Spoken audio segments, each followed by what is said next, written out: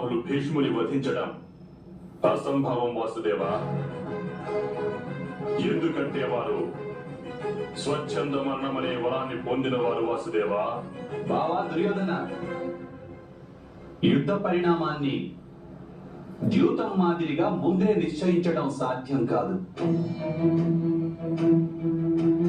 మహితాత్మునికి కూడా మృత్యువు సంభవించవచ్చు.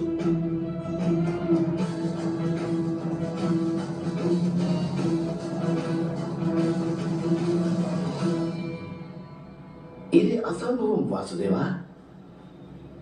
ఏ వంచన లేకుండా మహితాత్ములు భీష్మునికి మృత్యువు వచ్చే అవకాశమే లేదు.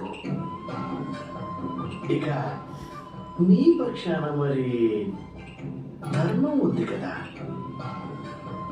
మీరు వంచన చేయలేరు. ఇది వంచన యొక్క ఉద్దేశాన్ని బట్టి ఉంటుంది శకుని మామ. ఆ శ్రీరామచంద్రుడు గుప్తంగా ఉండి వానరరాజు వారిపై బాణాన్ని సంధించాడు. మరచినట్లున్నారు మీరు శకుని మామ.